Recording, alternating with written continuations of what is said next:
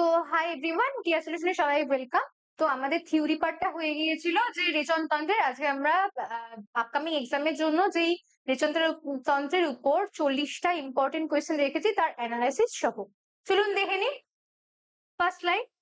তো ফার্স্ট কোয়েশ্চেনটা হলো যে মানুষের প্রধান নাইট্রোজেন গঠিত রেচন পদার্থটা কোনটা? নাইট্রোজেন গঠিত রেচন পদার্থ কোনটা? Option A ammonia, option B uric acid, option C urea, নাকি অপশন ডি ক্রিয়েটিনিন। তাহলে কোনটা আমাদের নাইট্রোজেন গঠিত রেচন পদার্থ? তাহলে অ্যামোনিয়াটা কি? যে অ্যামোনিয়াটা হলো আমাদের একটা অত্যন্ত বিষাক্ত জলজ প্রাণীরা, মানে অ্যামোনিয়া কি করে, মাছ বা জলজ উভচর প্রাণীরা তাদের ইউরিনের মাধ্যমে সিক্রেট করে না, সেটা এক্সক্রিয়েট করে। তাহলে অ্যামোনিয়া তো হবে না।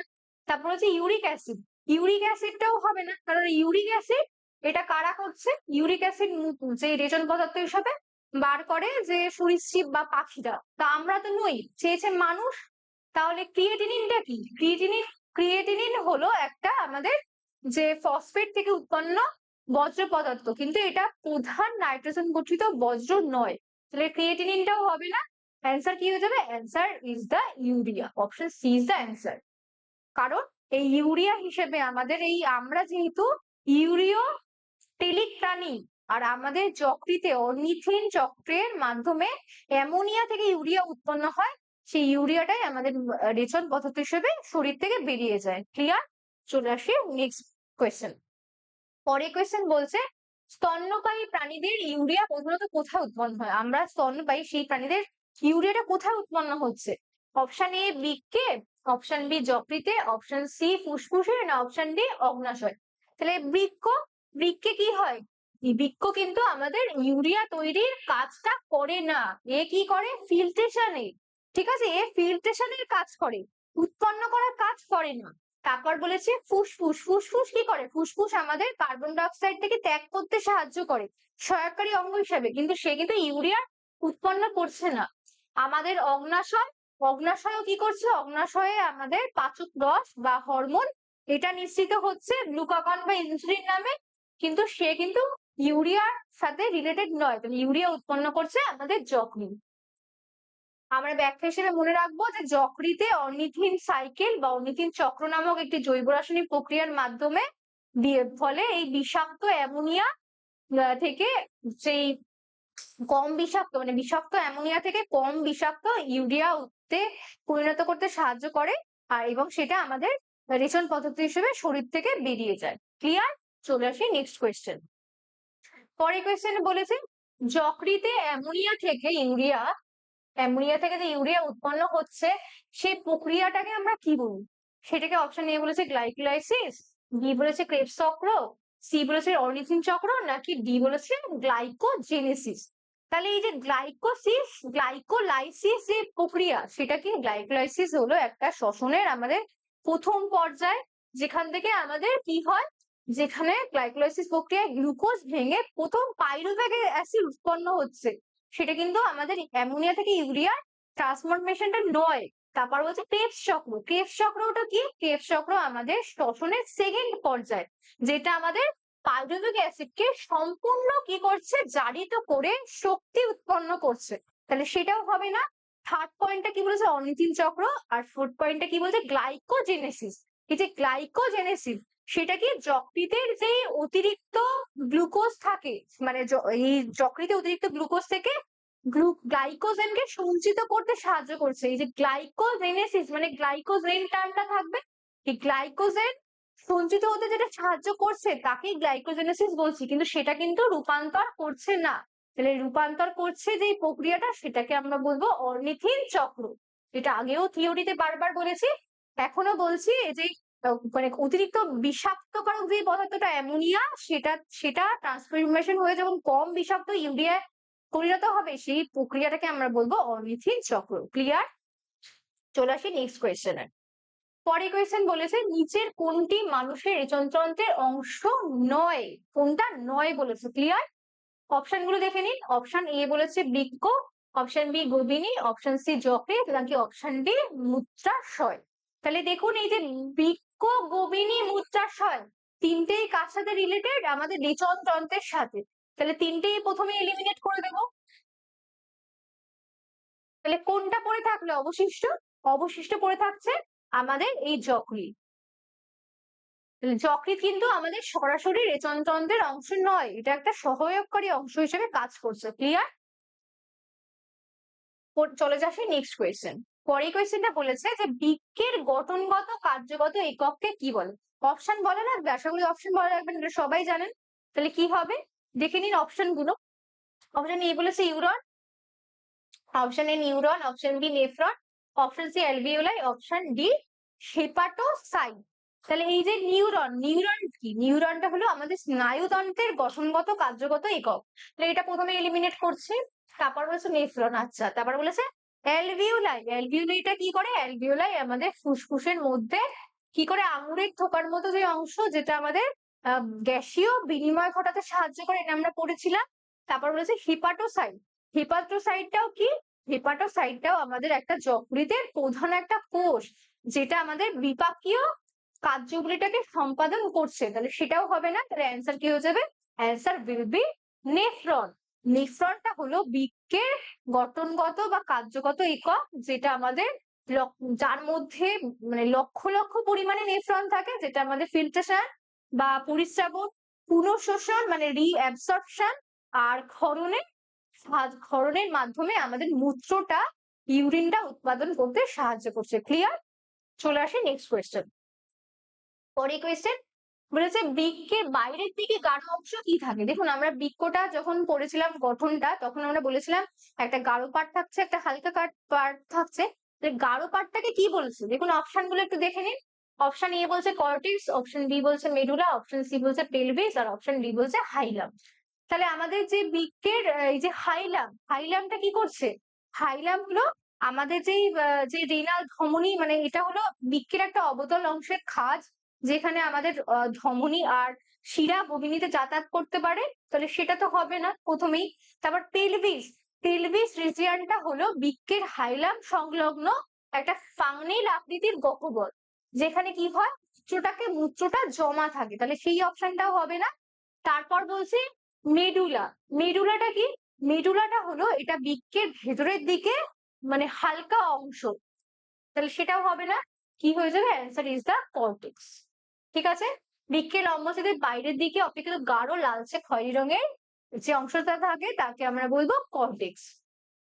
এই কর্টেক্স প্রধানত ম্যালপিজিয়ান কর্পাস আর পিসিটি ডিসিটি অংশগুলো এগুলো নিয়ে গঠিত। ক্লিয়ার? চলে আসি নেক্সট কোয়েশ্চেন। পরের কোয়েশ্চেন বলেছে যে বৃক্কের মেডুলা অংশে অবস্থিত পিরামিড সদৃশ অঞ্চলকে কি বলে?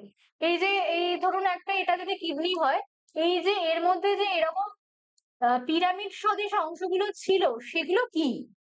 ক্লিয়ার? তাহলে অপশন গুলো দেখে নি। ফার্স্ট অপশন বলেছে রেনাল পিরামিড, অপশন বি বলেছে রেনাল কলাম, অপশন সি বলেছে রেনাল কর্পাসাল, আর অপশন ডি বলেছে রেনাল পেলভিস। তাহলে এই যে পিরামিড, পিরামিড সদৃশ মানে কি? এটা পিরামিডের সাথে রিলেটেড হবে। তাহলে কোনটায় আছে পিরামিড টার্মসটা? Renal pyramid. তাহলে option A is the right answer. আর বাকি তিনটে কেন হলো না? কারণ বাকি তিনটে কিন্তু এই পিরামিডের মতো দেখতে নয়। ঠিক আছে? আর এই রেনাল পিরামিড এটা এটা 8টা বা 12টা নাম্বার সংখ্যায় হয়। এটা সংগ্রহী তালিকায় এই পিরামিডের মধ্যে থাকে। ক্লিয়ার? চলে আসি আমরা নেক্সট কোয়েশ্চেনে। পরের কোয়েশ্চেন বলেছে যে বৃক্কের হাইলাম দিয়ে নিচের কোনটি নির্গত হয়? বৃক্কে যে হাইলাম অংশটা থাকে তার থেকে কোন পার্টটা নির্গত হচ্ছে? অপশন এ বলেছে রেনাল ধমনী, অপশন বি বলেছে স্নায়ু, অপশন সি বলেছে গোবিনী, আর অপশন ডি বলেছে লসিকা নালী। দেখুন এই হাইলাম পার্টটা তাহলে আপনাদের থিওরি ক্লাসটা অবশ্যই করতে হবে। থিওরি ক্লাসটা কিন্তু আমি ছবিতে দেখিয়েছিলাম যে হাইলাম পার্টটা কোথায়। তাহলে হাইলামটা যারা থিওরিটা দেখেন তারা কিন্তু রিলেট করতে পারবেন যে কোথায় এটা, মানে এটা কোনটি নির্গত হবে। ক্লিয়ার? তাহলে আমরা একটু দেখে নিই যে কোনটা কোনটা কোনটা হবে না, কোনটা হবে। এই যে লসিকা নালী, এই লসিকা নালীটা কি? এটি হাইলাম থেকে বৃক্ক থেকে নির্গত হয়, তবে গুবিনী হলো মূত্র নির্গমনের প্রধান পথ। তাহলে এই লসিকা নালীটা হবে না, কারণ গুবিনী হলো মূত্র নির্গমনের প্রধান পথ। প্রথমে এলিমিনেট করছি, তারপর আসছি আচ্ছা গুবিনী। তারপর এটা বলেছে স্নায়ু, স্নায়ু কি? স্নায়ু হলো কি? যেটা আমাদের হাইলাম দিয়ে হাইলামের মধ্যে থেকে বৃক্কে প্রবেশ করছে, উত্তেজনা সৃষ্টি করবে না, যে এই যে আমাদের যে সেন্সেশনটা, যে একটা ইউরিন মূত্র যে মানে হয় না যে প্রেশার লাগছে, মূত্র মানে আমাদের এক্সক্রিয়েশনের আগে যে প্রেশারটা আমাদের অনুভব করি, সেই যে মানে উত্তেজনাটা, সেটা কে ক্রিয়েট করবে? কোনো নার্ভই? যে স্নায়ুটা আমাদের বৃক্কের সাথে বৃক্কের মধ্যে ঢুকছে, তাহলে সেটাও হবে না। তারপর বলেছে রেনাল ধমনী। রেনাল ধমনী সেটা কি করছে? আমাদের হাইলাম দিয়ে প্রবেশ করে, সেটাও হচ্ছে না। তাহলে কি হয়ে যাবে? যে আমাদের হাইলাম থেকে হয়ে যাবে, এটা হলো ববিনিটা, মানে একটা এরকম যদি বৃক্ক হয়, এই জায়গা থেকে যে ববিনিটা বের হচ্ছে, এই জায়গাটায় তাহলে থাকছে আমাদের হাইলাম। ক্লিয়ার? এই হাইলা হলো বৃক্কের অবতল অংশের প্রবেশদ্বার। এই স্থান থেকে রেনাল ধমনী বৃক্কে প্রবেশ করে এবং রেনাল শিরা ও গভীনী বৃক্ক থেকে নির্গত হয়। এই যে এই গভীনী বা ইউরেটার এখান থেকে নির্গত হয়। আশা করছি সবার ক্লিয়ার। চলে আসি নেক্সট কোয়েশ্চেনে। পরে কোয়েশ্চেন বলছে যে ম্যালপিজিয়ান কর্পাসাল কি নিয়ে গঠিত? ম্যালপিজিয়ান কর্পাসাল কি নিয়ে গঠিত? অপশন গুলো একটু দেখে নি। অপশন এ বলেছে গ্লোমেরুলাস ও পিসিটি, গ্লোমেরুলাস ও বার্মেন ক্যাপসুল ও ডিসিটি, হেনলির লুপ ও সংগ্রাহী নালিকা। তাহলে ম্যালপিজিয়ান কর্পাসাল কিসের অংশ? এটা নেফ্রনের অংশ। নেফ্রনের আবার দুটো পার্ট, ম্যালপিজিয়ান কর্পাসাল আর বৃক্কীয় নালিকা। তাহলে আবার এই যে ম্যালপিজিয়ান নালিকা, এটা আবার কি নিয়ে গঠিত? তাহলে কি হবে এর উত্তরটা? এই যে গ্লোমেরুলাস আর পিসিটি, দেখুন গ্লোমেরুলাস তো ম্যালপিজিয়ানের একটা পার্ট, পিসিটি মানে প্রক্সিমাল কনভলিউলেন্ট টিবিউল, এটা কিন্তু বৃক্কীয় নালিকার পার্ট, তাহলে দুটো মিশে গেল না, তাহলে এটা হবে না। তারপর বলেছে বাউমেন ক্যাপসুলার ডিসিটি, এটাও হবে না, কেননা এটা তো ম্যালপিজিয়ান কর্পাসাল আর বৃক্কীয় নালিকার দুটোর থেকেই আসছে, তাহলে সেটাও হবে না। হেনলির লুপ বা সংগ্রহ নালিকা পুরোপুরি কার অংশ? এটা বৃক্কীয় নালিকার, তাহলে অপশন ডিও হবে না। Answer will be B. Glomerulus ও বাউমেন ক্যাপসুল এই দুটো হলো নিয়ে ম্যালপিজিয়ান কর্পাসালটা গঠিত হয়। ঠিক আছে?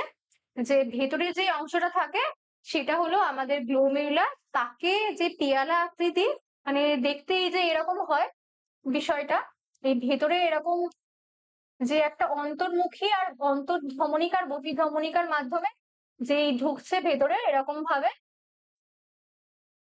এই যে অংশটা, মানে এই যে বাইরেরটা, এটাকে বলছি আমরা বাউমেন ক্যাপসুল, আর ভেতরের এটাকে বলছি আমরা গ্লোমেরুলাস। ক্লিয়ার? চলে আসি, এই এই অংশটাকে আমরা বলবো ম্যালপিজিয়ান কর্পাসাল। তারপর এখান থেকে আবার শুরু হবে আমাদের প্রক্সিমাল কনভলিউলেন্ট টিবিউলসটা, যেটা বৃক্কীয় নালিকার পার্ট। চলে আসছি নেক্সট কোয়েশ্চেন। পরের কোয়েশ্চেন বলেছে গ্লোমেরুলাস হলো একটি কি? গ্লোমেরুলাসটা কি?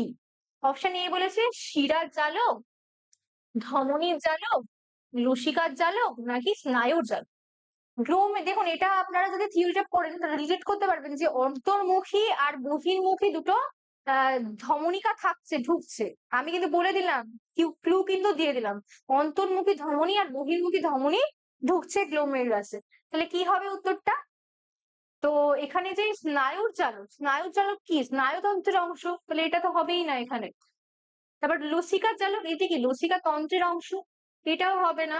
শিরার জালক, শিরার জালকটা কি? এটা হলো মানে শিরার জালক, এটা হবে না। এটা কি হয়ে যাবে? Answer is the option B, ধমনীর জালক। কারণ এই যে গ্লোমেরুলাস হলো অন্তর্মুখী ধমনিকা থেকে সৃষ্ট ও বহির্মুখী ধমনিকা মিলিত হওয়ায় প্রায় 50টি সমান্তরাল রক্তজালকের একটি গুচ্ছ। এটি ধমনী থেকে শুরু হয়ে ধমনীতেই শেষ হয়। ক্লিয়ার? তার জন্যই আমরা এটাকে ধমনিকার জালক বলবো। চলে আসি আমরা নেক্সট কোয়েশ্চেনে।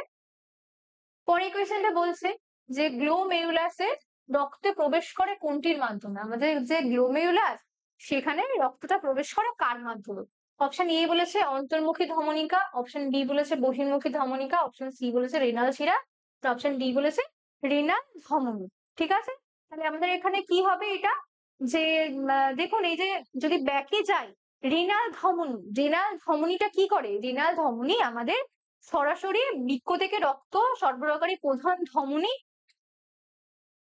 তো সেটা তো হবে না, কারণ এটা মানে এটা পরে ভাগ হয়ে গিয়ে অন্তর্মুখী ধমনিকায় গঠন করছে, তাহলে এটা হবে না। রেনাল শিরা, রেনাল শিরা কি করছে? এটা বৃক্ক থেকে সম্পূর্ণ পরিশোধিত রক্ত, যেটা আমাদের হৃৎপিণ্ডে ফিরে নিয়ে আসছে, ঠিক আছে, এটা হৃৎপিণ্ডে ফিরে নিয়ে আসছে, সেটাও হবে না। তারপর বলেছে বহির্মুখী ধমনীকে, আচ্ছা, তারপর এই অন্তর্মুখী বা অ্যাফারেন্ট, এটা কি করে, আমাদের গ্লোমেরুলাস থেকে রক্ত বের করে নিয়ে আসে। অন্তর্মুখী ধমনিকাটা আমাদের গ্লোমেরুলাস থেকে রক্তটাকে, পরিশ্রুত যে রক্ত সেটাকে বের করে নিয়ে আসে। তাহলে গ্লোমেরুলাস রক্তে প্রবেশ করে কার মাধ্যমে, কি থাকলো, আমাদের এই বহির্মুখী ধমনিকা বা ইফারেন্ট। আমাদের যে এই যে এরকম ভাবে যে দুটো হচ্ছিল, যে একটা বেরিয়ে যাচ্ছিল একটা ঢুকছিল, এই যে জায়গাটা, তো সেই এই যে প্রবেশ পথটা, ঢোকার যে মুখটা অন্তর্মুখী, সেটা কি হয়, এই বহির্মুখীর থেকে চওড়া হয়। আর তাহলে আমাদের কি হবে, গ্লোমেরুলাসে রক্ত প্রবেশ করে এই বহির্মুখী ধমনিকার মাধ্যমে। তারপর কোয়েশ্চেনটা কি বলেছে, গ্লোমেরুলাসে রক্তচাপ বেশি হওয়ার কারণ কি, আমাদের এই গ্লোমেরুলাস অঞ্চলে রক্তচাপটা বেশি হয় কারণ। অপশন এ বলেছে অন্তর্মুখী ধমনিকার ব্যাস কম, বহির্মুখী ধমনিকার ব্যাস বেশি, অন্তর্মুখী ধমনিকার ব্যাস বহির্মুখীর চেয়ে বেশি, আর বহির্মুখী ধমনিকার ব্যাস অন্তর্মুখীর চেয়ে বেশি হয়। তাহলে এখানে উত্তরটা কি হবে, এখানে উত্তরটা হয়ে যাবে সি। কারণ কারণ অন্তর্মুখী ধমনিকার ব্যাস কম, কম যদি হতো তাহলে রক্তচাপটাও তো কম হতো না। কেননা এখানে কোয়েশ্চেনটা যে রক্তচাপ বেশি হবে কিসের, তাহলে অপশন এটা হবে না। কম তো, ধমনিকার ব্যাস কম হলে তো রক্তচাপও কম হতো, বেশি হতো না। তারপর বলেছে যে বহির্মুখী ধমনিকার ব্যাস কম, এই বহির্মুখী ধমনিকার ব্যাসও যদি কম হতো তাহলে রক্তচাপ কিন্তু কম হতো। আর বহির্মুখী ধমনিকার ব্যাস অন্তর্মুখীর চেয়ে যদি বেশি হতো তাহলেও রক্তচাপ কম হতো। এই বাকি অপশন গুলো সবগুলোই কিন্তু রক্তচাপ কম হতো, একমাত্র অন্তর্মুখী ধমনিকার ব্যাস বহির্মুখীর চেয়ে বেশি হলেই তখনই আমাদের রক্তচাপটা বেশি হবে। ক্লিয়ার? ব্যাখ্যা হিসেবে আমরা কি মনে রাখবো, যে গ্লোমেরুলাসে রক্তচাপ বেশি থাকার কারণে যে অন্তর্মুখী ধমনিকা দিয়ে রক্ত প্রবেশ করে তার ব্যাস বহির্মুখী ধমনিকা ব্যাসের চেয়ে বেশি হয়, ফলে রক্ত বের হওয়ার পথে বাধা পেয়ে উচ্চচাপ সৃষ্টি হয়, যা পরিস্রাবনে সাহায্য করে। ক্লিয়ার? চলে আসি আমরা নেক্সট কোয়েশ্চেনে। পরের কোয়েশ্চেন বলেছে নেফ্রনের কোন অংশ ব্রাশ বর্ডার বা মাইক্রোভিলাই দেখা যায়। নেফ্রনের কোন অংশে ব্রাশ ভিলাই বা ব্রাশ বর্ডার বা মাইক্রোভিলাই দেখা যায়, কোন অংশে হবে তাহলে? অপশন এ বলেছে গ্লোমেরুলাস, অপশন বি বলেছে বাউম্যান ক্যাপসুল, অপশন সি বলেছে পিসিটি, আর অপশন ডি বলেছে ডিসিটি। পিসিটি মানে প্রক্সিমাল কনভুলেন্ট টিবিউল, আর ডিসিটি ডিস্টাল কনভুলেন্ট টিবিউল। তাহলে এই যে গ্লোমেরুলাসটা কি, একটা একটা রক্তচালক যেখানে ব্রাশ প্রোডাক্ট থাকছে না, গ্লোমেরুলাসটা প্রথমেই আমরা এলিমিনেট করব। তারপর কি বলেছে আমাদের বাউম্যান ক্যাপসুল, বাউম্যান ক্যাপসুল যার মধ্যে এই ব্রাশ বর্ডার থাকে না। তারপর পিসিটি প্রক্সিমাল, আচ্ছা, তারপর ডিসিটি যেটা ডিস্টাল, সেখানেও কিন্তু আমাদের এখানে মাইক্রোভিলাই থাকে, কিন্তু আমাদের সেইখানে ব্রাশ বর্ডার যেটা সেটা কিন্তু গঠন করা যায় না, তাই আমরা এটাকে এলিমিনেট করব। তাহলে দুটোই কোথায় থাকছে, সেটা হবে পিসিটি বা প্রক্সিমাল কনভুলেন্ট টিবিউল বা নিকটবর্তী সংবর্ধন নালিকা, যেটা আমরা বাংলায় বলে থাকি, যার অন্তঃপ্রাচীরের আবরণীকলে অসংখ্য আঙুরের মতো প্রবর্ধক বা মাইক্রোভিলাই থাকে, যা একটি ব্রাশ বর্ডার গঠন করে। এটি পুনঃশোষণের জন্য শোষণতল বহুগুণ বাড়িয়ে দেয়। ক্লিয়ার? চলে আসি নেক্সট কোয়েশ্চেন। পরের কোয়েশ্চেন বলেছে যে নেফ্রনের ইউ আকৃতির অংশটিকে কি বলছে। নেফ্রনের যে এই যে ইউ আকৃতির অংশটা তাকে আমরা কি বলবো, আমরা থিওরি পার্টে অনেকবার পড়িয়েছি, অপশন গুলো একবার দেখে নিন। পিসিটি, ডিসিটি, হেনলি লুপ, নাকি সংগ্রাহী নালিকা। তাহলে পিসিটি কি হবে, পিসিটি তো হবে না, কেননা যেই বাউম্যান ক্যাপসুল থেকে বেরিয়ে পিসিটি তে আসে সেটা তো ইউ আকৃতির হয় না, তাই প্রথমেই এটাকে আমরা এলিমিনেট করছি। তারপর বলেছে হিনলি, তারপর বলেছে ডিসিটি, ডিসিটিও হবে না, কারণ ডিসিটি কি, ওই ইউ আকৃতির অংশের পরবর্তীটা, ঠিক আছে, পেঁচানো অংশ, সেটাও হবে না। তারপর হিনলি লুপ, তারপর বলেছে সংগ্রাহী নালিকা লাস্ট স্টেজ, সেটাও হচ্ছে না, তাহলে ইউ আকৃতির যে অংশটা তাকে আমরা বলবো হেনলি লুপ। ক্লিয়ার? এখানে আবার কি হয়, এই হেনলি লুপ অঞ্চল, এখানে আমাদের এই কাউন্টার কারেন্ট মেকানিজমের প্রধান ভূমিকা নেয় এই অঞ্চলটা, হেনলি লুপের জায়গাটা। চলে আসে নেক্সট কোয়েশ্চেনে। পরের কোয়েশ্চেন বলেছে একাধিক নেফ্রনের দূরবর্তী সংগতনালিকা কোথায় উন্মুক্ত হয়? একাধিক যে নেফ্রনের দূরবর্তী সংগতনালিকা ডিসিটি কোথায় উন্মুক্ত হচ্ছে? Option A glomerulus, option B সংগ্রাহী নালিকা, অপশন সি হেনলি লুপ, আর অপশন ডি রেনাল পেলভিস। তাহলে কোনটা হবে? আমাদের এই যে গ্লোমেরুলাস, গ্লোমেরুলাসটা কোথায়? গ্লোমেরুলাসটা কিন্তু নেফ্রনের শুরুতেই, শুরুতেই তাহলে তো এটা হবে না, কারণ দূরবর্তী সংবদ্ধ নালিকা কিন্তু শেষের আগের স্টেপ, মানে শেষ পর্যায়ে যে শেষ পার্টটা নেফ্রন তার আগের স্টেপ, মানে প্রথমে শুরুতেই গ্লোমেরুলাস, সেটা আমরা হবে না, এলিমিনেট করছি। তারপরে আসছে আমাদের সংগ্রাহী নালিকা, সংগ্রাহী নালিকা। আচ্ছা, তারপর বলছে হেনলি লুপ। হেনলি লুপ হলো আমাদের এই পিসিটি, প্রক্সিমাল কনভলিউন্ট টিবিউলস বা দূরবর্তী সংবদ্ধ নালিকা বা নিকটবর্তী সংবদ্ধ নালিকার মাঝখানের অংশ, সেটাও না, কেননা এটা তো বলেছে যে যে দূরবর্তী সংবদ্ধ নালিকাটা কোথায় উন্মুক্ত করবে, মানে দূরবর্তী সংবদ্ধ নালিকার পরের স্টেজটা কি। তারপর রেনাল পেলভিস, এটাও হবে না, তাহলে কি হয়ে যাবে অ্যান্সারটা? সংগ্রাহী নালিকা বা কালেক্টিং ডাক্ট। ক্লিয়ার? এই কালেক্টিং ডাক্ট যেটা কি হয়, ডিসিটি একত্রিত হয়ে একটি সাধারণ নালীতে উন্মুক্ত হয়, যাকে আমরা বলি কালেক্টিং ডাক্ট। এই সংগ্রাহী নালিকাগুলি মিলিত হয়ে ডাক্ট অফ বিলিনি গঠন করে, যা রেনাল প্যাপিলার মূত্র ত্যাগ করে। ক্লিয়ার? আশা করছি সবার। চলে আসি নেক্সট কোয়েশ্চেন। পরে কোয়েশ্চেন বলছে যে মূত্র উৎপাদনের প্রথম ধাপ কোনটি? মূত্র যে উৎপন্ন হবে তার প্রথম ধাপ কোনটা? অপশন এ বলেছে নালিকার পুনঃশোষণ, অপশন বি বলেছে নালিকার ক্ষরণ, অপশন সি বলেছে গ্লোমেরুলাস পরিশ্রবণ, নাকি ডি মূত্রত্যাগ। যে কোনটা হবে? আমরা মূত্র উৎপাদনের প্রথমেই পড়েছিলাম যে দেখুন মূত্রত্যাগ এটা তো হবেই না প্রথম পর্যায়ে, নালিকার ক্ষরণটাও হবে না, নালিকার পুনঃশোষণটাও হবে না, কি হয়ে যাবে? গ্লোমেরুলার পরিস্রবণ। কারণ আমরা মূত্র উৎপাদনের পর্যায়ে পড়েছিলাম প্রথম ধাপটা হলো গ্লোমেরুলার পরিস্রবণ, তারপরের স্টেজটা হলো আমাদের পুনঃশোষণ নালিকা, তারপরের স্টেজটা হলো নালিকার ক্ষরণ, তারপরে মূত্রত্যাগ। ক্লিয়ার? তাহলে এটা এটা এক নাম্বার, তারপর এটা 2 নাম্বার, তারপর এটা 3 নাম্বার, আর তারপরে কি হয়ে যাবে? মূত্র উৎপন্ন হয়ে গেলে সেটা কি হবে? সেটা আমরা মূত্রত্যাগই হবে। এটাই। আশা করছি ক্লিয়ার।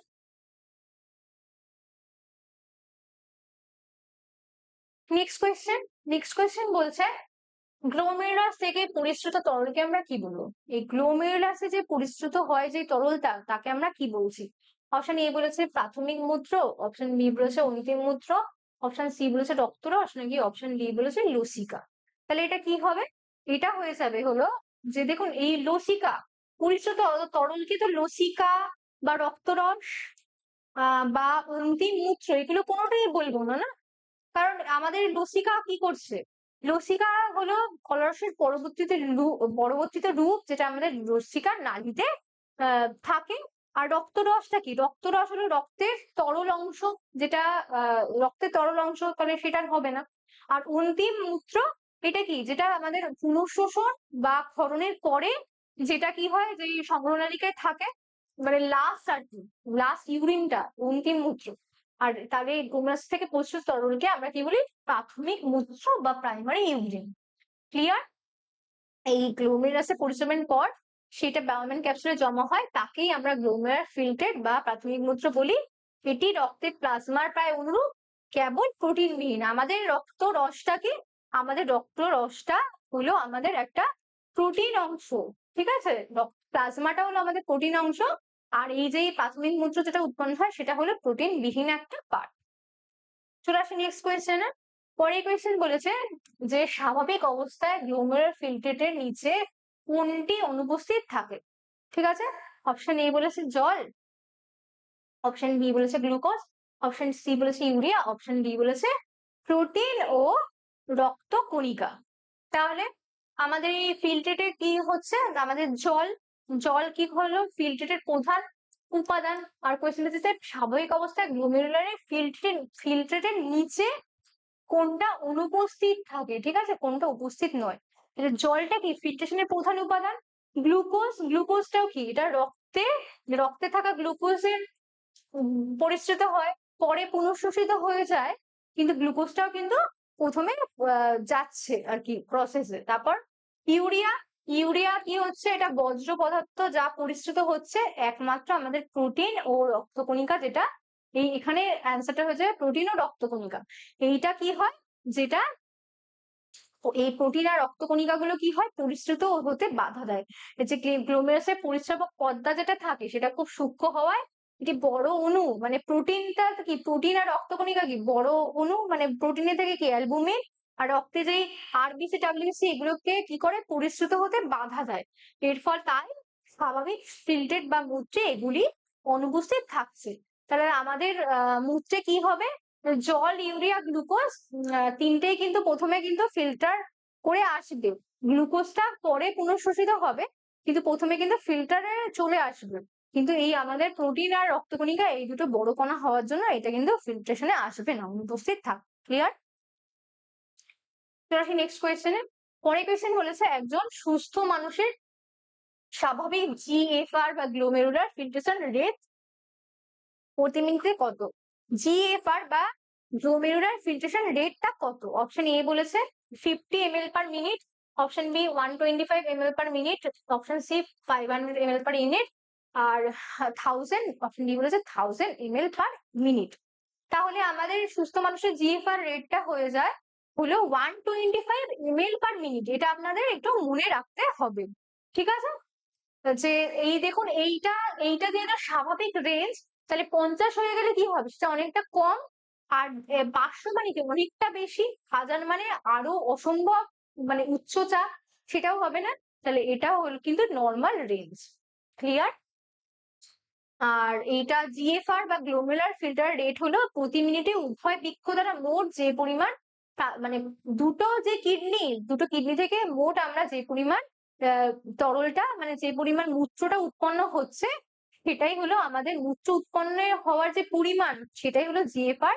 এটা একজন সুস্থ প্রাপ্তবয়স্ক মানুষের ক্ষেত্রে 125 ml per মিনিট হয়, যেটা প্রতিদিন 180 লিটার। মানে ক্লিয়ার? চলে আসি আমরা নেক্সট কোয়েশ্চেন। পরের কোয়েশ্চেন বলেছে যে মূত্র উৎপাদনের দ্বিতীয় ধাপ কি? আমাদের মূত্র উৎপন্ন হয় প্রথম, তাহলে সেকেন্ড ধাপটা কি? অপশনগুলো দেখে নিন। পরা পরিস্রাবন, নালিকার পুনঃশোষণ, নালিকার ক্ষরণ, নাকি মিকচুরেশন। তাহলে কোনটা হবে? এটা দেখুন, মিকচুরেশন তো হবে না, কারণ মিকচুরেশন হলো মূত্র ত্যাগের প্রক্রিয়া, তাহলে এটা তো হবে না সেকেন্ড পর্যায়ে। আর মানে নালিকার ক্ষরণ, নালিকার ক্ষরণও কিন্তু এটা সেকেন্ড পর্যায়ে নয়, এটা থার্ড পর্যায়ে, এটাও হবে না। তারপর পরা পরিশ্রমণ কি, এটা পরিশ্রমণ, গ্লোমেরুলার পরিশ্রমণ ফার্স্ট পর্যায়ে, এটা না, তাহলে সেকেন্ড পর্যায়ে কি হবে, নালিকার পুনঃশোষণ। ক্লিয়ার? এই মূত্র উৎপাদনের দ্বিতীয় ধাপ হলো নালিকার পুনঃশোষণ। প্রতিদিন প্রায় 180 লিটার প্রাথমিক মূত্রের 99 অংশই আমাদের কি হয়, বৃক্ষীয় নালিকা দ্বারা পুনঃশোষিত হয়ে থাকে। ঠিক আছে? আমাদের বৃক্ষীয় নালিকা দ্বারা প্রতিদিনই প্রায় 180 লিটার মূত্র পুনঃশোষিত হয়ে থাকে। ক্লিয়ার? চলে আসি আমরা নেক্সট কোয়েশ্চেনে। পরের কোয়েশ্চেন বলেছে গ্লোমেরুলার ফিল্টার প্রায় 99% জল ও প্রয়োজনীয় পদার্থ কোথায় পুনঃশোষণ করে? কোথায় পুনঃশোষণ করছে? অপশন এ বলেছে পিসিটি, অপশন বি বলেছে কেবল হেনরি লুপ, অপশন সি বলেছে বৃক্ষীয় নালিকা, নাকি সংগ্রহ নালিকা। তাহলে গ্লোমেরুলার ফিল্টারের 99% কোথায় পুনঃশোষণ করবে? তাহলে এই যে সংগ্রাহী নালিকা তো ফেস স্টেজ, সেখানে কি সবচেয়ে বেশি করবে? তো সবচেয়ে বেশি তো করবেই না, এটা হবে না। আর এটি এই এই যে অংশটা সংগ্রাহী নালিকা, সেখানে কি হয়, এটি প্রধানত এডিএইচ এর প্রভাবে জলের চূড়ান্ত পুনঃশোষণ ঘটায়। ঠিক আছে? কেননা এইখানে পুনঃশোষণ সবচেয়ে বেশি ঘটাবে, কেননা সংগ্রহ নালিকার পরে মানে এখানে তো হয়ে মানে পুরো ফিল্ট্রেশন মানে সবকিছু কমপ্লিট হয়ে এটা মূত্র ত্যাগ হবে, তাহলে এইটাই লাস্ট স্টেজ যেখানে কিনা ও সবচেয়ে বেশি পরিমাণ পুনঃশোষণ করে, মানে সবচেয়ে বেশি পরিমাণ পুনঃশোষণ করছে। তারপরে কি বলেছে যে বৃক্ষীয় নালিকা, বৃক্ষীয় নালিকা, আচ্ছা তারপর বলেছে হেনরি লুপ, হেনরি লুপ। তাহলে আমাদের হেনরি লুপ কি করবে, এটাও আমাদের পুনঃশোষণে কি করবে, আমাদের প্রধানত জল ও লবণের ভারসাম্যটাকে বজায় রাখবে, তাহলে সেটাও হবে না শুধু। আর কেবল পিসিটি, যেটা পিসিটি সর্বাধিক পুনঃশোষণ করবে 70 থেকে 80%, তাহলে 99% নয়। এই যে বৃক্ষীয় নালিকা হয়ে যাবে হলো উত্তর, কারণ 99% বলেছে না। এই দেখুন বৃক্ষীয় নালিকা যেটা, তার মধ্যে এই পিসিটিও থাকছে, হেনরি লুপও থাকছে, সংগ্রাহী নালিকাও থাকছে, এই তিনটে কিন্তু এর মধ্যে থাকছে। তাহলে তিনটে পিসিটি, তারপর হিল্লির লুপ আর সংগ্রহনালিকা তিনটেই তো পুনঃশোষণ করছে, তার জন্য 99% সবচেয়ে বেশি এই পার্ট বিক্রিয়নালিকার মধ্যেই পড়বে। সেই জন্য সেটাই বলেছে পুনঃশোষণ প্রক্রিয়াটি নেফ্রনের একটি বিক্রিয়নালিকা জুড়েই ঘটে, মানে তিনটে পর্যায়ে ঘটে, আলাদা আলাদা স্পেসিফিক বলছে না, কারণ 99% বলেছে তাই। আর এটি এর মাধ্যমে আমাদের রক্তে ফিরিয়ে দিচ্ছে, প্রয়োজনীয় পার্টগুলোকে আমাদের রক্তে ফিরিয়ে দিচ্ছে, অপ্রয়োজনীয় অংশটাকে মূত্র আকারে বার করে দিচ্ছে। ক্লিয়ার? চলে আসি নেক্সট কোয়েশ্চেনে। পরের কোয়েশ্চেন বলেছে নেফ্রনের কোন অংশে সর্বাধিক পুনঃশোষণ ঘটে? আমাদের নেফ্রনে কোথায় সর্বাধিক পুনঃশোষণ ঘটছে? তাহলে ফার্স্ট অপশন এ বলেছে পিসিটি, অপশন বি বলেছে হেনরি লুপ, অপশন সি বলেছে ডিসিটি, আর অপশন ডি সংগ্রাহী নালিকা। তাহলে আমাদের যে সংগ্রাহী নালিকা, সেখানে কি হবে, জলের এই এডিএইচ হরমোন থাকায় সেখানে আমাদের জলের পুনঃশোষণ হবে, তাহলে সেটা হবে না। তারপর কি বলেছে ডিসিটি, ডিসিটিও পুনঃশোষণ হচ্ছে, এটাও হবে না, মানে সর্বাধিক বলেছে না। তারপর আমাদের আহ হেনলি লুপ, হেনলি লুপে এখানে জল ও লবণ শোষিত হয়, সেটাও হবে না, কি হয়ে যাবে, PCT is the right answer, যেখানে আমাদের সবচেয়ে সর্বাধিক আকারে আমাদের পুনঃশোষণ হয়। ক্লিয়ার? 70 থেকে 80% আমাদের এই প্রক্সিমাল কনভিউলেন্ট টিবিউলস বা নিকটবর্তী সংবদ্ধ নালিকায় পুনঃশোষণ হয়ে থাকে। চলে আসি নেক্সট কোয়েশ্চেন। পরের কোয়েশ্চেন বলেছে যে একজন সুস্থ ব্যক্তির বৃক্কীয় নালিকার কোন পদার্থটি সম্পূর্ণরূপে পুনঃশোষিত হয়? একটা সুস্থ ব্যক্তি, তার বৃক্কীয় নালিকায় মানে কোন পদার্থটি সম্পূর্ণরূপে পুনঃশোষিত হয়? Option A urea, option B জল, অপশন সি গ্লুকোজ, আর অপশন ডি সোডিয়াম ক্লোরাইড। তাহলে কোনটা হয়? Sodium chloride. মানে সোডিয়াম ক্লোরাইড কি হয়, যে সোডিয়াম সোডিয়াম ক্লোরাইড কি বেশিরভাগই পুনঃশোষিত হয়, কিন্তু দেহের প্রয়োজন অনুযায়ী কিছু অংশ আবার নির্গত হয়। ঠিক আছে, আমাদের এই সোডিয়াম ক্লোরাইড কিন্তু আবার পুনঃশোষিত হচ্ছে, আবার মানে কিছুটা দেহের প্রয়োজন অনুযায়ী যদি না লাগে লবণটা, তাহলে কিন্তু সেটা সিক্রেশনও হয়ে যায়, তা কি সম্পূর্ণরূপে পুনঃশোষিত হচ্ছে না। তারপর গ্লুকোজ, আচ্ছা গ্লুকোজ, তারপর হচ্ছে জল, জল তো সম্পূর্ণরূপে পুনঃশোষিত হয় না, তাই না, আমরা তো মূত্র আকারে বার করি না, তাহলে সেটা হবে না। আমাদের আহ ইউরিয়া, ইউরিয়া আমাদের তো মূত্র হিসেবে বর্জ্য পদার্থ কি নিঃসরণ করি, আমরা নিঃসরণ করি তো ইউরিয়ায়, তাহলে সেটাও হবে না। কি হয়ে যাবে আমাদের গ্লুকোজ, আমাদের গ্লুকোজটা কি হবে, সম্পূর্ণরূপে কি হবে, পুনঃশোষিত হয়ে যাবে। এই গ্লুকোজ একটি প্রয়োজনীয় পুষ্টি উপাদান স্বাভাবিক অবস্থায়, এটা কি করে, গ্লোমেরুলার ফিল্ট্রেটে আসা সমস্ত গ্লুকোজ পিসিটি দ্বারা সক্রিয়ভাবে পুনঃশোষিত হয়ে রক্তে ফিরে যায়, তাই সুস্থ মানুষের রক্তে গ্লুকোজ থাকছে না। ঠিক আছে, তাই সুস্থ কোনো মানুষের মূত্র আমরা যখন নিঃসরণ করি, সেই মূত্রে কিন্তু গ্লুকোজ আর থাকে না, সেই মূত্রে শুধুমাত্র ইউরিয়া থাকে। ক্লিয়ার? চলে আসি পরের কোয়েশ্চেন। পরের কোয়েশ্চেন বলেছে মূত্র উৎপাদনের থার্ড ধাপটা কোনটা? ঠিক আছে, মূত্র উৎপাদনের থার্ড 3 নাম্বার স্টেজটা কোনটা? অপশন এ বলেছে গ্লোমেরুলার পরিস্রাবন, অপশন বি বলেছে নালিকার পুনঃশোষণ, অপশন সি বলেছে নালিকার ক্ষরণ, আর অপশন ডি বলেছে কোনোটিই নয়। তাহলে থার্ড পর্যায়ে কোনটা? ফার্স্ট ছিল যে পরিস্রাবন, গ্লোমেরুলার পরিস্রাবন, সেকেন্ড ছিল হলো যে আপনার যে নালিকার পুনঃশোষণ, তারপর ছিল নালিকার ক্ষরণ। তাহলে থার্ড পর্যায়ে কি হয়ে যাবে, নালিকার ক্ষরণ, টিবিউল সিক্রেশন, এটাই হয়ে যাবে থার্ড পর্যায়ে। এই ধাপে কি করে, এই ধাপে রক্তজলক থেকে কিছু অতিরিক্ত বর্জ্য পদার্থ, মানে যে আয়ন গুলো আছে, হাইড্রোজেন, পটাশিয়াম, তারপর অ্যামাইনো অ্যাসিড, তারপর ক্রিয়েটিনিন, এই জাতীয় পদার্থগুলো এবং ওষুধ সক্রিয়ভাবে বৃক্ষীয় নালিকার গহ্বরে ক্ষরিত হয়ে মূত্রের মাধ্যমে আমাদের শরীর থেকে বেরিয়ে যায়। ক্লিয়ার? চলে আসি নেক্সট কোয়েশ্চেন। পরের কোয়েশ্চেন বলেছে এই যে হাইড্রোজেন আর পটাশিয়াম আয়ন এবং অ্যামোনিয়া ক্ষরণের মাধ্যমে নেফ্রনের কোন কাজটা সম্পন্ন হয়ে থাকে? অপশন এ বলেছে রক্তের পিএইচ ও আয়নিক ভারসাম্য রক্ষা করে, বি বলেছে রক্ত তঞ্চনে সাহায্য করে, সি বলেছে রক্তকণিকার উৎপাদন করে, আর ডি বলেছে ইউরিয়া উৎপন্ন করে। তাহলে এটা কোনটা হয়ে যাবে? এটা হয়ে যাবে হলো আমাদের এইচ প্লাস আর মানে হাইড্রোজেন আর পটাশিয়াম আয়নটা কি করছে, আমাদের রক্তের ভারসাম্য রক্ষা করতে সাহায্য করছে। ঠিক আছে, রক্ত তঞ্চনে তো অনুচক্রিকা সাহায্য করবে, তাহলে সেটা হবে না। তারপর ইউরিয়া উৎপাদন তো যকৃতের কাজ, সেটাও হবে না।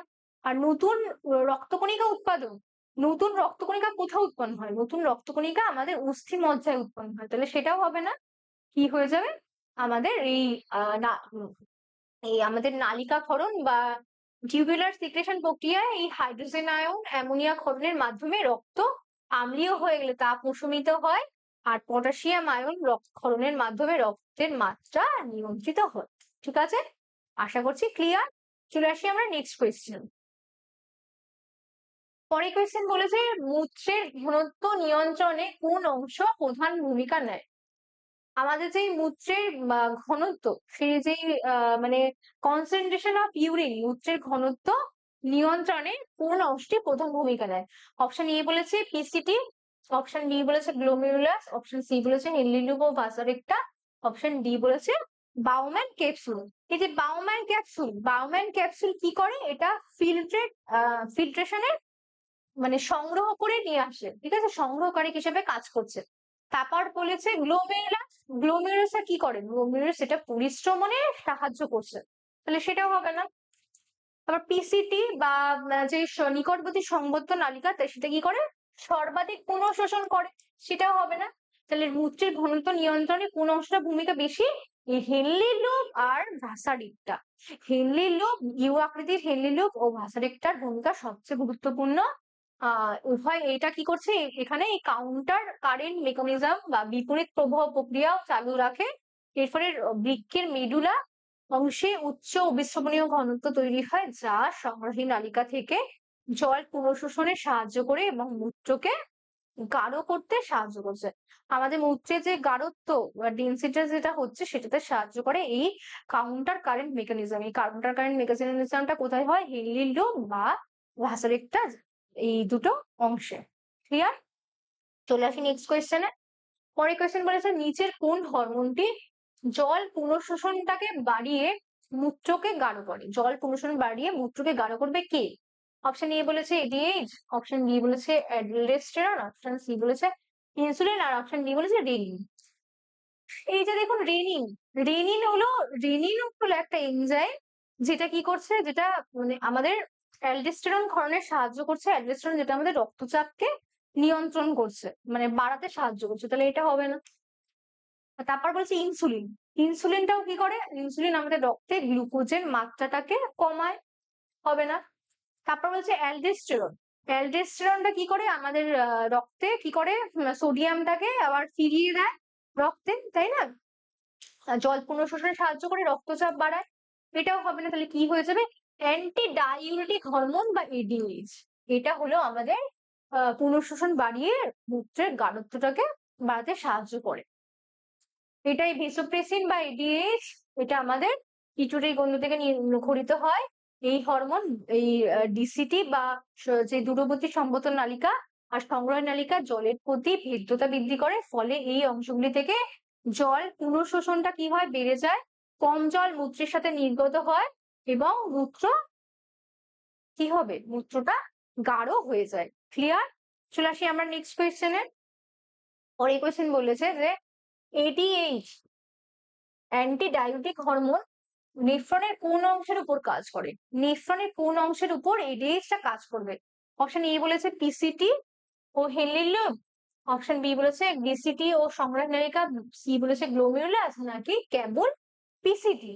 তাহলে এডিএইচ কার উপর কাজ করবে? কেবলমাত্র পিসিটি? এই যে পিসিটি কি হয়? এটা এডিএইচ নির্ভর নয়। এই পিসিটিতে সবচেয়ে বেশি পরিমাণ পুনঃশোষিত হয় 70 থেকে 80% জল, এটার সাথে কিন্তু এডিএইচ কানেক্টেড নয়। তারপর এই গ্লোমেরুলাস, এটার সাথেও এডিএইচ এখানে সরাসরি প্রভাব ফেলছে না। তারপর ডিসিটি আর সংগ্রহ নালিকা আর টিসিটি আর হেনলি লুপ যে জায়গাটায়, সেখানেও কিন্তু এডিএইচ মানে সরাসরি কিন্তু কাজ করে না। তাহলে কোথায় করে? ডিসিটি আর সংগ্রাহী নালিকা, দূরবর্তী সংবহন নালিকা আর সংগ্রহ নালিকা, এই দুটো অংশে কি করছে? আমাদের এডিএইচ ভূমিকা পালন করছে, সেটা আমাদের পুনঃশোষণে সাহায্য করছে। ক্লিয়ার? চলে আসি আমরা নেক্সট কোয়েশ্চেন। পরের কোয়েশ্চেন বলেছে কোন হরমোনের অভাবে ডায়াবেটিস ইনসিপিটাস রোগ হয়? বা বহুমূত্র রোগটা হয়? অপশন এ বলেছে ইনসুলিন, অপশন বি বলেছে গ্লুকাগন, অপশন সি বলেছে এডিএইচ, নাকি অপশন ডি বলেছে অ্যালডোস্টেরন। কার মাধ্যমে হয়? অ্যালডোস্টেরন কি করে? আমাদের লবণ ও জলের ভারসাম্য বজায় রাখতে সাহায্য করছে, সেটা তো হবেই না। তারপর এডিএইচ বা ভ্যাসোপ্রেসিন, আচ্ছা তারপর বলছে গ্লুকাগন। গ্লুকাগন কি করে? আমাদের রক্তে গ্লুকোজের মাত্রাটাকে বাড়িয়ে দিচ্ছে। আর ইনসুলিন, ইনসুলিন হরমোন যেটা, মানে সেটা আমাদের মধুমেহ রোগ বা ডায়াবেটিস মেলিটাস রোগের কারণ, যেটাও কিন্তু আমাদের মূত্রে মানে মূত্রে গ্লুকোজ প্রেজেন্ট থাকে, সেটার কারণ হিসেবে ধরা হয়। তাহলে এখানে কি হচ্ছে? ভেসোপ্রেসিন বা এডিএইচ, সেটা হলো আমাদের ডায়াবেটিস ইনসিপিডাস এর কারণ হিসেবে আমরা নেব। কারণ এই ভেসোপ্রেসিনের ক্ষরণ কম হলে আমাদের ডিসিটি বা ডিসিটি ও সংগ্রহ নালিকা থেকে জল পুনঃশোষণ মারাত্মকভাবে ব্যাহত হয়, ফলে প্রচুর মূত্র উৎপন্ন হবে। এই অবস্থাকে আমাদের ডায়াবেটিস ইনসিপিডাস বা বহুমূত্র বলছি। মানে আমাদের যদি দূরবর্ত সংবর্ত নালিকা আর সংগ্রাহী নালিকা এইটা যদি ঠিকঠাক মানে পুনঃশোষণ না করতে পারে, পুনঃশোষণ করছে না মানে কি? মানে ওয়াটার ফ্লোটা বেড়ে যাবে, ওয়াটার ফ্লোটা বেড়ে হলে হবে মানে কি? আমাদের বারবার ইউরিন নিঃসরণ করার প্রবণতাটা চলে আসবে। তার ফলে সেই রোগটাকে আমরা কি বলি? এই বহুমূত্র রোগ। ক্লিয়ার? চলে আসি নেক্সট কোয়েশ্চেন। পরের কোয়েশ্চেনটা বলেছে কোন হরমোন বৃক্কীয় নালিকা থেকে সোডিয়াম ও জলের পুনঃশোষণ বাড়ায়? কোন হরমোনটা? অনেকবার বলেছি, আপনারা অপশন গুলো একটু দেখুন। অপশন এ বলেছে অ্যালডোস্টেরন, অপশন বি বলেছে এডিএইচ, অপশন সি বলেছে থাইরোক্সিন, অপশন ডি বলেছে ইনসুলিন। তাহলে ইনসুলিন, ইনসুলিনের কাজ কি? ইনসুলিন হলো রক্তে শর্করার মাত্রাকে কমায়, তাহলে সেটা তো প্রথমেই হবে না, এলিমিনেট। তারপর থাইরোক্সিন, থাইরোক্সিন তো থাইরয়েড হরমোনটাকে, মানে থাইরয়েড গ্রন্থি থেকে থাইরোক্সিন নামক হরমোনটা নিঃসৃত হয়, সেটা আমাদের বিপাক মানে মেটাবলিজম নিয়ন্ত্রণ করে, এর সাথে রিলেটেডই নয়। তারপর বলেছি এডিএইচ, এডিএইচ কি করে? এডিএইচ হলো জলের পুনঃশোষণ বাড়ায়, তা এটার সাথে সম্পর্কিত নয়। তাহলে কি হবে? অ্যালডোস্টেরন। কারণ আমাদের এই অ্যালডোস্টেরন যেটা আমাদের অ্যাড্রিনালের কর্টেক্স অঞ্চল থেকে ক্ষরিত হয়, থিওরি পার্টের সময় পড়েছি। এটি প্রধানত ডিসিটি ও সংগ্রাহী নালিকা থেকে সক্রিয়ভাবে সোডিয়াম আয়নের পুনঃশোষণ বাড়ায়। সোডিয়াম শোষিত হলে অভিস্রবণ প্রক্রিয়ায় জল শোষিত হয়, ফলে রক্তচাপ বৃদ্ধি পায়। ওকে, ক্লিয়ার? কোনো কনফিউশন নেই? চলে আসি নেক্সট কোয়েশ্চেন। পরে কোয়েশ্চেন বলেছে যে মূত্র ত্যাগের প্রক্রিয়াটি নিয়ন্ত্রণ করে কোনটি? মূত্র ত্যাগ যে হচ্ছে সেই প্রক্রিয়াটিকে নিয়ন্ত্রণ করে কে? ফার্স্ট বলেছে ঐচ্ছিক পেশি, অনৈচ্ছিক পেশি, স্নায়ুতন্ত্র না হরমোন? দেখুন এটা তো হরমোনের ফাংশন একদমই হতে পারে না, না? কারণ হরমোন মূত্রের পরিমাণটাকে নিয়ন্ত্রণ করে, কিন্তু মূত্র ত্যাগের প্রক্রিয়া যেটা, মানে সেই যে প্রসেস প্রক্রিয়াটাকে কিন্তু কখনোই হরমোন নিয়ন্ত্রণ করতে পারবে না।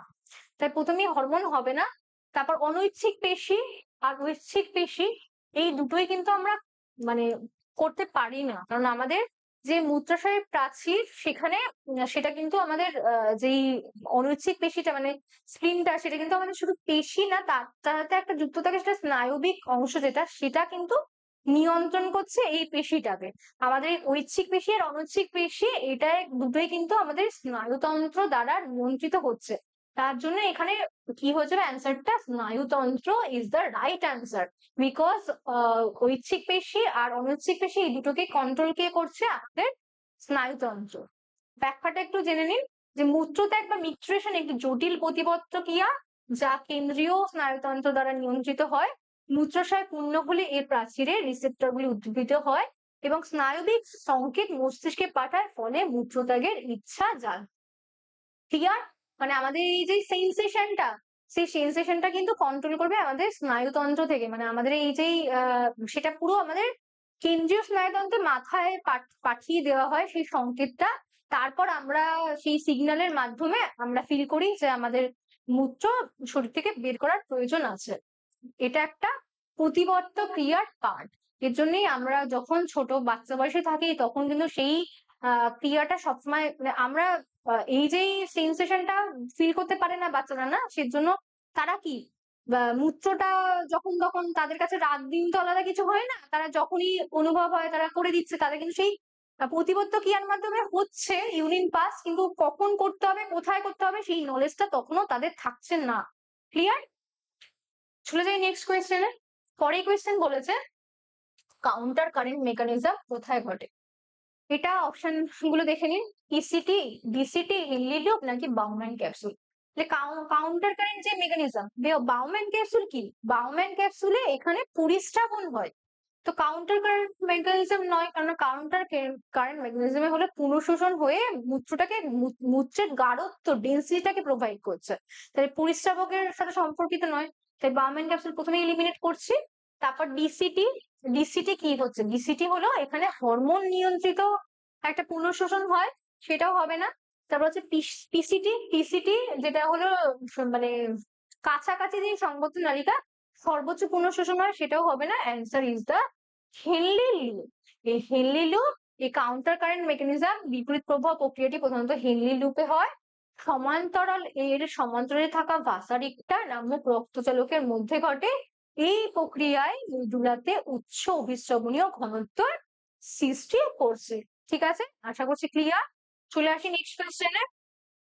পরে কোয়েশ্চেন বলেছে যে হেনলি লুপের নিম্নগামী বাহু প্রধানত কিসের প্রতি ভেদ্য? অপশন এ বলেছে জল, অপশন বি বলেছে লবণ, অপশন সি বলেছে ইউরিয়া, অপশন ডি বলেছে প্রোটিন। তাহলে কার সাথে সম্পর্কিত? প্রোটিন। প্রোটিন ফিল্ট্রেশনে তো আসছেই না, না প্রোটিন অংশ যেহেতু অ্যালুমিন ভারী পার্ট, এটা ফিল্ট্রেশনে কিন্তু হয়ই না। রক্তকণিকা আর প্রোটিন এই দুটো কিন্তু আমাদের ফিল্ট্রেশনের প্রক্রিয়ার থাকে না। তারপর লবণ, লবণও নিম্নগামী, মানে এটি কিন্তু এটি লবণের প্রতি অভেদ্য, ভেদ্য নয়, কারণ কোয়েশ্চেনটা চেয়েছে একটা অভেদ্য, কিসের প্রতি ভেদ্য। তারপর বলছে ইউরিয়া, ইউরিয়া এটাও কি এর, ইউরিয়া এর ভেদ্যতা কম, এটা হবে না। জল, মানে option A is the right answer, জল।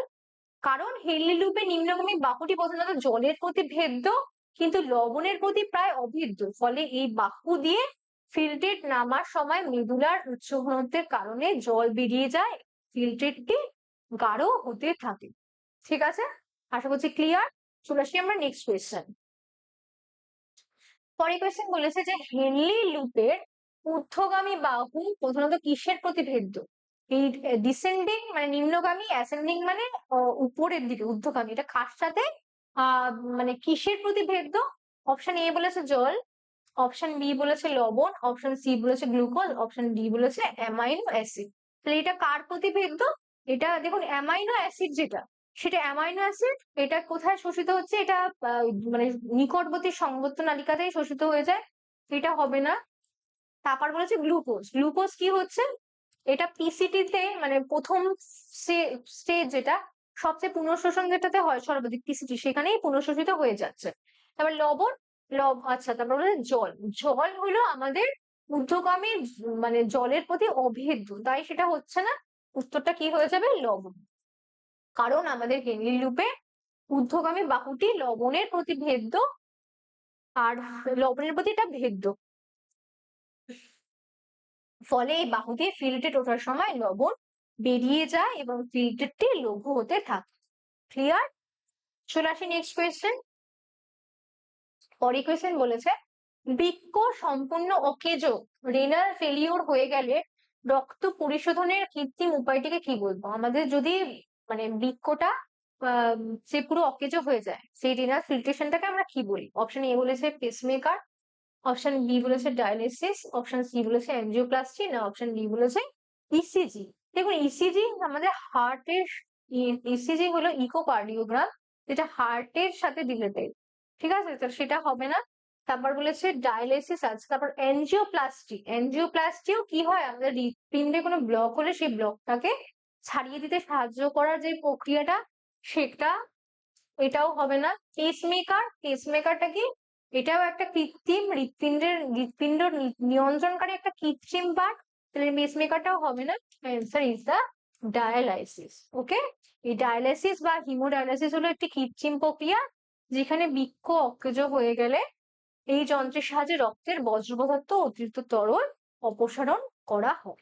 ক্লিয়ার। চলে আসি নেক্সট কোয়েশ্চেন। পরে কোয়েশ্চেন বলেছে যে বৃক্কে পাথর জমার জন্য প্রধানত কোন রাসায়নিকটি দায়ী? বৃক্কে আমাদের হয় না কিডনি স্টোন, এই যে বৃক্কে স্টোন হয় এটার জন্য কে দায়ী? এটার জন্য যে রাসায়নিকটা ক্যালসিয়াম অক্সালেট, সোডিয়াম ক্লোরাইড, নাকি ম্যাগনেসিয়াম সালফেট নাকি ইউরিয়া? আচ্ছা, ইউরিয়া তো জৈব, মানে ইউরিয়া তো আমরা মূত্রে মানে নিঃসরণ করি মূত্রের আকারে দূষণ পদার্থ, তাহলে সেটা তো আমাদের, সরি রাইট দিলাম কেন, সেটা তো হবেই না, এলিমিনেট করছি। সোডিয়াম ক্লোরাইড, সোডিয়াম ক্লোরাইডও হবে না, কারণ এটা তো আমাদের মূত্রের একটি প্রধানত লবণ, এটা কিন্তু পাথর নয়। ক্লিয়ার? ম্যাগনেসিয়াম সালফেট, এটিও হবে না, হয়ে যাবে ক্যালসিয়াম অক্সালেট। ক্লিয়ার? এই এই যে রেনাল ক্যালকুলি বা বৃক্কের পাথর হলো মূত্রের মধ্যে থাকা কিছু লবণের কঠিন কেলাস। ঠিক আছে, বিভিন্ন লবণ হচ্ছে, বিভিন্ন লবণ জাতীয় মিনারেল থাকে, তার যে কঠিন কেলাস সেটার হলো আমাদের বৃক্কের পাথর। এই বেশিরভাগ ক্ষেত্রে এই পাথরগুলি ক্যালসিয়াম অক্সালেট নামক রাসায়নিক পদার্থ দ্বারা গঠিত হয়। ক্লিয়ার? আমাদের ক্যালসিয়াম কার্বনেট দ্বারাই বেশিরভাগ পাথরটা গঠিত হয়। চলে আসি আমরা নেক্সট কোয়েশ্চেন। পরের কোয়েশ্চেন বলেছে স্বাভাবিক মূত্রের বর্ণ হালকা হলুদ কোন রঞ্জক, মানে যে হালকা হলুদ হয় সেটা কোন রঞ্জকের উপস্থিতির কারণে? অপশন এ বলেছে হিমোগ্লোবিন, অপশন বি বলেছে বিলিরুবিন, অপশন সি বলেছে ইউরোক্রোম, না ডি বলেছে মেলানিন। আচ্ছা, মেলানিন, মেলানিন কিসের সাথে যুক্ত? আমাদের ত্বকের কালার, ঠিক আছে, তার সাথে, তাহলে ত্বক ও চুলের, এটা হবেই না। বিলিরুবিন, এটা কি যকৃৎ, বিলিরুবিন পদার্থটা আমাদের যকৃতে উৎপন্ন হয়, যেটা জন্ডিসের লক্ষণ আমরা জানতে পারি, যেটা আমরা ইউরিনে পেলে বা এর বেড়ে যাওয়াটাকে আমরা জানতে পারি যে আমাদের জন্ডিস হয়েছে। কিন্তু সেটা কিন্তু মেন যে আমাদের ইউরিনের কালার, তার কিন্তু কারণ নয়, রঞ্জক নয়। হিমোগ্লোবিন তো আমাদের রক্তের হিমযুক্ত, তাহলে কি হচ্ছে urochrome. Urochrome is the right answer, because urochrome বা ইউরোবিলিন হলো একটি রঞ্জক পদার্থ যা রক্তের হিমোগ্লোবিন ভেঙে উৎপন্ন হয়। এই ইউরোক্রোম রঞ্জকটি মূত্রের মাধ্যমে নির্গত হয় মূত্রের স্বাভাবিক হালকা হলুদ বর্ণের জন্য, এটা দায়ী। ক্লিয়ার? চলে আসি নেক্সট কোয়েশ্চেন। পরের কোয়েশ্চেন বলেছে যে নিচের কোনটি স্বাভাবিক মূত্রে অনুপস্থিত থাকে? ইউরিয়া, ক্রিয়েটিনিন, জল নাকি গ্লুকোজ, অ্যালুমিন, কোনটা মূত্রে অনুপস্থিত থাকে? এই কোয়েশ্চেনটা আগেও করেছি, মূত্রে আমাদের অনুপস্থিত থাকবে গ্লুকোজ ও অ্যালুমিন, কারণ গ্লুকোজ পুনঃশোষিত হয়ে যাচ্ছে, আর অ্যালুমিন বা প্রোটিন এই কণাটা আকারে বড় হয়, এটা কিন্তু ফিল্ট্রেশনে যেতে পারে, তার কারণ হিসেবে। চলে আসি আমরা নেক্সট পয়েন্ট। আর আমরা কি মনে রাখবো, এই যে একজন সুস্থ মানুষের স্বাভাবিক মূত্রে গ্লুকোজ ও প্রোটিন থাকা উচিত নয়, এটা স্বাভাবিক একটা, স্বাভাবিক কোনো সুস্থ, যার শরীরে কোনো অন্যান্য অসুবিধা নেই, তার শরীরের মূত্রে কিন্তু গ্লুকোজ আর এই প্রোটিন থাকবে না, কিন্তু গ্লুকোজ সম্পূর্ণ পরিশোষিত হয়ে যায় আর প্রোটিন গ্লুকোজে পরিশোধিত হতে পারে না। এই মূত্রে এদের উপস্থিতি যথাক্রমে গ্লাইকোসুরিয়া বলে। যদি যদি মূত্রে গ্লুকোজ থাকে তাকে গ্লাইকোসুরিয়া বলছে, আর প্রোটিনের উপস্থিতিকে একে প্রোটিনারিয়া বলছে।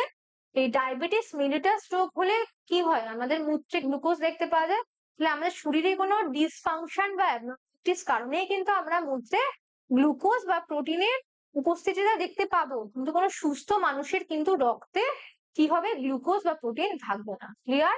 চলে আসি আমরা নেক্সট কোয়েশ্চেন। পরের কোয়েশ্চেন বলছে বৃক্ক থেকে নিঃসৃত কোন হরমোন লোহিত রক্তকণিকা উৎপাদনে সাহায্য করে? আমাদের যে লোহিত রক্তকণিকা সেটা উৎপাদনে কি সাহায্য করছে? এ বলেছে রেনিন, বি বলেছে এরিথ্রোপয়েটিন, সি বলেছে অ্যালডোস্টেরন, নাকি এডিএইচ, কোনটা তাহলে সাহায্য করবে?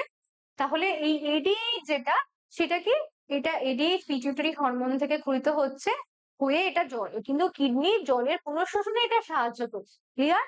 আর অ্যালডোস্টেরন, এটা হলো আমাদের অ্যাড্রিনালি গ্রন্থির কর্টেক্স অঞ্চল থেকে নিঃসৃত হচ্ছে, সেটাও হবে না। বলেছে বৃক্ক থেকে নিঃসৃত কোন হরমোন লোহিত রক্তকণিকা উৎপাদনে সাহায্য করে, কি তাহলে রেনিন, রেনিনও কি করছে?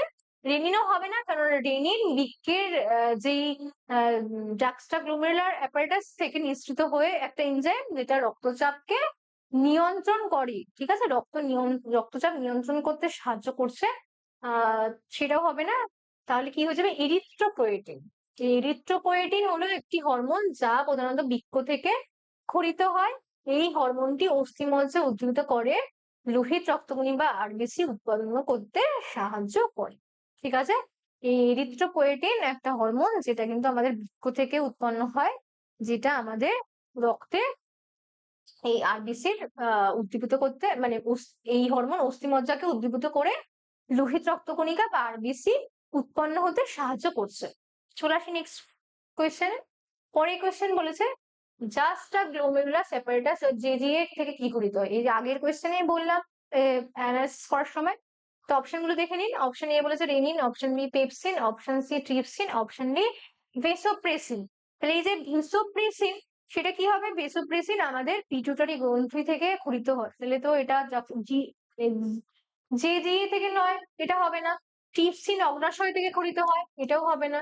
পেপসিন কোথা থেকে ক্ষরিত হয়? পেপসিন পাকস্থলী থেকে ক্ষরিত হয়, এটাও হবে না। তাহলে কি হয়ে যাবে? আমাদের রেনিন।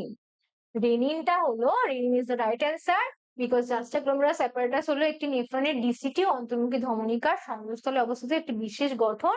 রক্তচাপ বা জিএফ এর কমে গেলে এই জে জি এর কোষগুলি থেকে রেনিন নামক এনজাইম ক্ষরিত হয়, যা রেনিন অ্যানজিওটেনসিন অ্যালডোস্টেরিন সিস্টেম সক্রিয় করে রক্তচাপ বাড়ায়। ক্লিয়ার? এই যে আর এ এস, এই আর এ এস এটার ফুল ফর্মটাও একটু করে নেবেন। Renin angiotensin aldosterone system. Renin aldosterone, renin angiotensin aldosterone system. Clear? তাহলে আজকে আমাদের এই এক্সক্রিয়েটরি সিস্টেম বা রেচনতন্ত্র থেকে 40টা পরীক্ষায় আসার মতো কোয়েশ্চেন হয়ে গেল, তার সাথে তার অ্যানালাইসিস গুলো হয়ে গেল। চলুন আজকে ক্লাসটা এখানেই শেষ করা যাক।